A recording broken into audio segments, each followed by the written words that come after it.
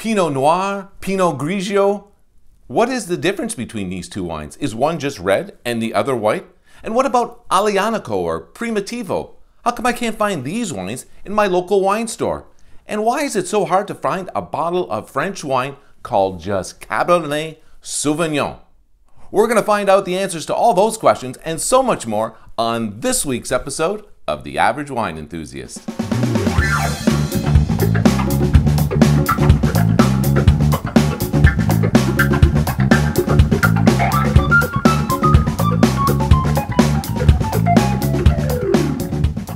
Hi there, my name is Mike LaPlante, and I'm the Average Wine Enthusiast. I thought on this week's episode, we would talk a little bit about varietals. Some people are a little confused exactly about what varietals are and how they fit into the whole marketing of selling wine as a whole. And how are the two related? I would like to get down to the bottom of that myself. First of all, what is a varietal? Well, a varietal is a wine that is made by a specific type of variety of grape. What makes one grape different from the other or one variety different from the other? Well, it's a number of factors. There's the leaf shape of the fruit itself, the color of the skin, the sugar content within it, the amount of juice within each grape, and then it gets a little more. There are many other differences, I'm sure, but basically we know that there are different types of grapes, and some grapes are not suitable for making wine at all, and others are very well suited for that purpose. So that's what a varietal is: one specific grape variety making one specific type of wine. Now, if you have two grape varieties that make up one bottle of wine, that is no longer a varietal. That is known as a blend. So sometimes you have a Cabernet Sauvignon and a Merlot mixed together. That's sometimes referred to as a Cab Merlot, not a varietal. And it's not two types of varietals. A varietal is one specific bottle of wine with one specific grape variety that it's derived from. Now, how come some varietals are more popular than others? I'd have to say, in my wine buying experience in North America in general, that Cabernet Sauvignons tend to be the most popular.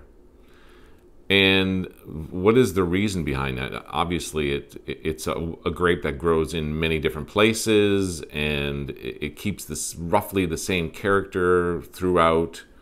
My contention is that Cabernet Sauvignon is a grape that large beverage companies can use and sell different grade levels of Cabernet Sauvignon.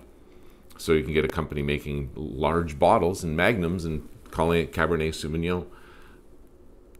And you can also get little boutique wineries out in Napa Valley making Cabernet Sauvignon for hundreds of dollars. So it's a very versatile grape. Now, there are other grapes that are versatile, and we make wine from those as well. So I believe that the popularity of certain grape varieties that make wine have to do with something known as the noble grapes. So what are the noble grapes? Well, noble grapes are grapes that grow on a vine that look like a crown. No, that's not it at all. I'm teasing you there. Noble grapes, I'm not exactly sure what how that got started, but I suspect it was somewhere in Europe where there was some duke or some lord or something that owned land where they grew grapes and they made wine from those grapes. And it was deemed that certain grapes would be used based on the fact that they could keep the same character year after year.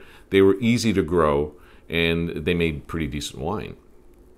So that they got lumped into, we're just using these specific grapes, and eventually, the whole wine culture developed to a point where certain grapes were known as the noble grapes, the ones that were used all the time.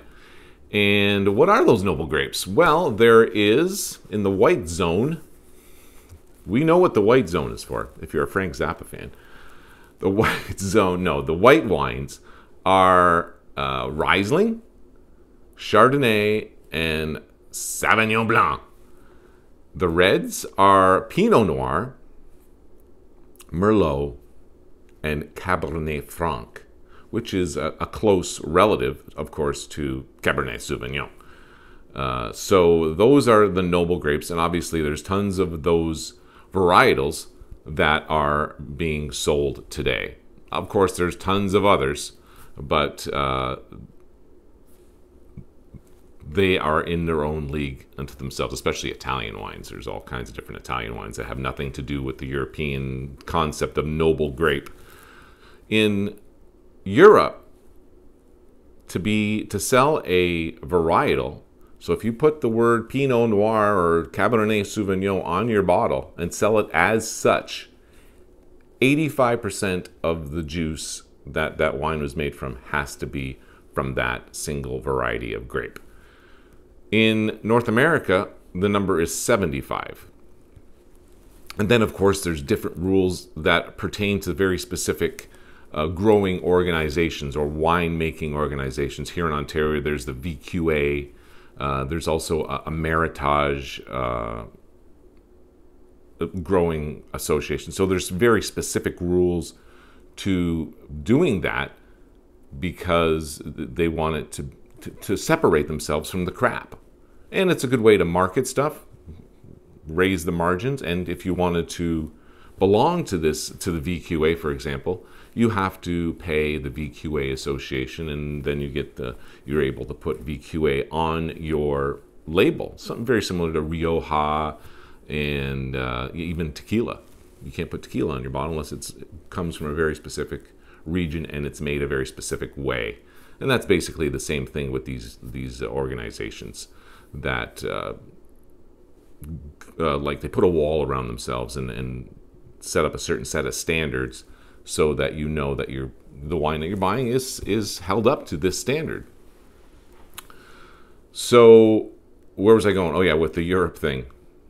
So in Europe, to find, especially in France, if you were to go look for a bottle of Cabernet Sauvignon, let's say, which grows a lot in the Bordeaux region of France, it's very hard because they sell their wine based on the region it's in, Bordeaux, and the winery it comes from. So those are two factors that a buyer of wine can look at when buying the wine. Where did the concept of selling varietals come from? Like having the word Cabernet Sauvignon on your bottle of wine and selling it specifically as that varietal. Well, it turns out in the 1950s, there was a professor at a California university, and this was shortly after a prohibition. They started developing a wine industry in California, and it was doing pretty good, and they realized, hey, we're making some pretty decent wine here. How can we do better to differentiate our wines from the rest of the world? Because I think at that time, there was a lot of not very good wine out there. The standards weren't as high then, whereas California was just making their wine at however they were doing it, grassroots type of agricultural based winemaking system, and it produced pretty good wine. So this professor thought it would be a good idea to sell the wine using the grape variety as the label. I'll put that on the label as a indication of what the wine really is. Now, with any wine, Cabernet Sauvignon, Pinot Noirs, you always have to, I shouldn't say you always have to, because there are some 100% Cabernet Sauvignons, 100%, well, in fact, last week I think I had a 100% Tempranillo. We talked about the funny labels on that. You can check that out in episode 3. And they use other grape varieties to season, let's say, their varietal that they're going to put in there. Keeping in mind it has to be 75% juice from the grape that's in the bottle. So keep that in mind, that when you see a Cabernet Sauvignon, it rarely is 100% Cabernet Sauvignon, unless it says it on the bottle. But typically, wines need a little less tannins, a little more tannins. Tannins obviously are good for building up the body.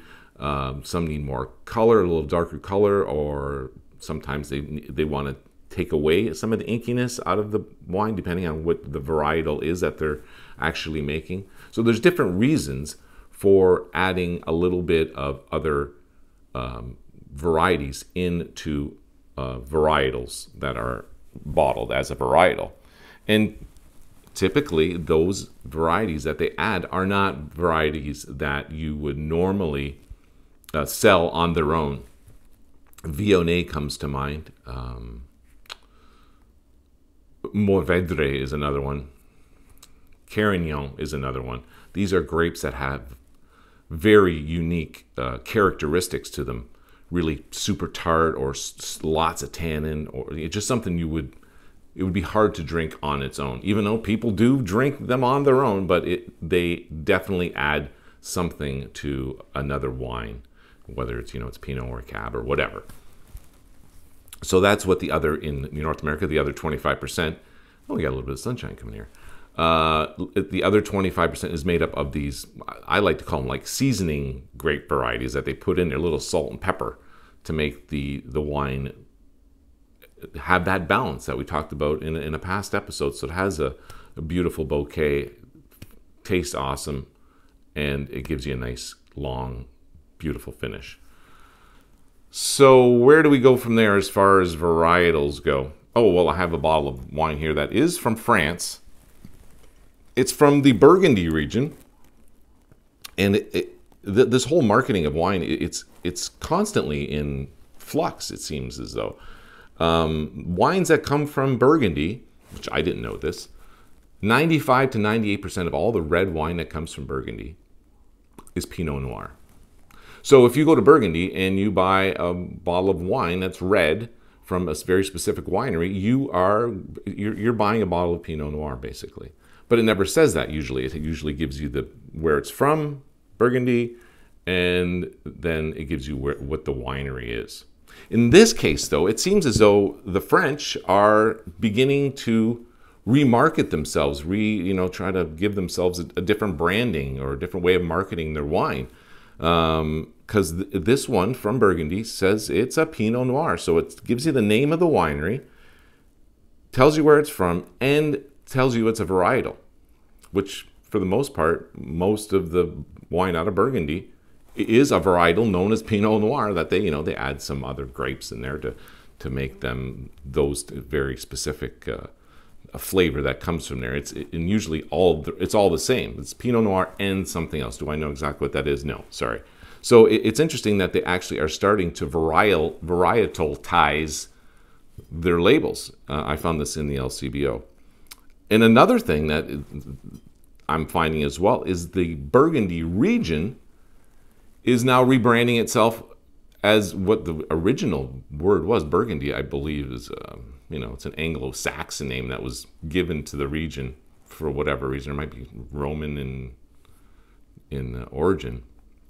Not quite sure, but they are going back to the original French name, which is Bourgogne, and that's where the word Burgundy came from. So most of the wine that I'm seeing from the Burgundy region, and in the LCBO, they label it as Burgundy, but on the labels of the wine itself, Bourgogne.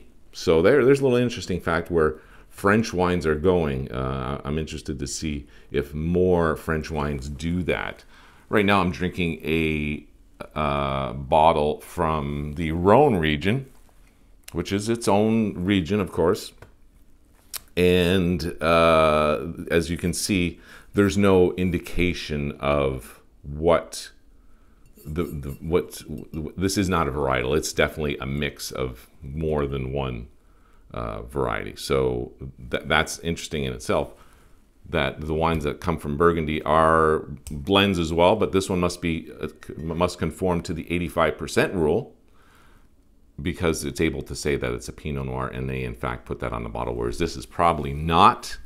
I'm not exactly sure what the mix is, but a lot of the wine that comes from the Rhone area is Grenache and Syrah. So this is an example of a wine bottle that doesn't have a varietal. It's not known as a varietal. It's a blend, and it comes from the Rhone area.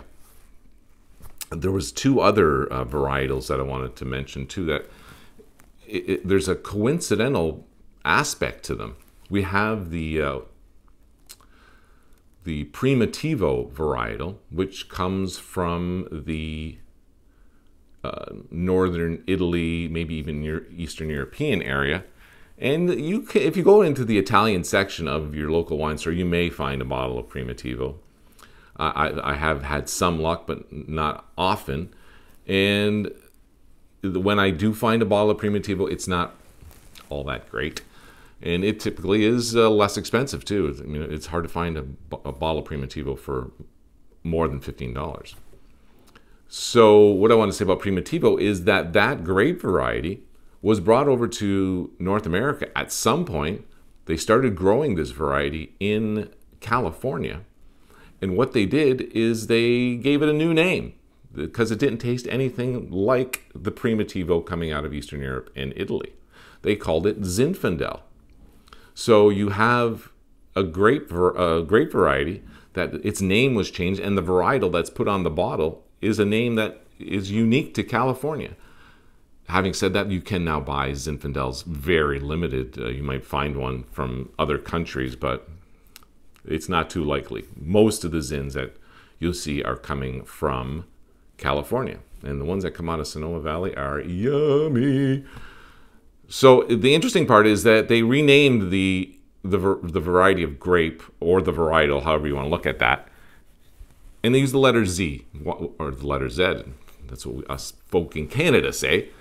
And I'm not sure why they use the letter Z, but it could be something to do with marketing, because the exact same thing happened to the grape variety Syrah, which this wine here is made with some of that.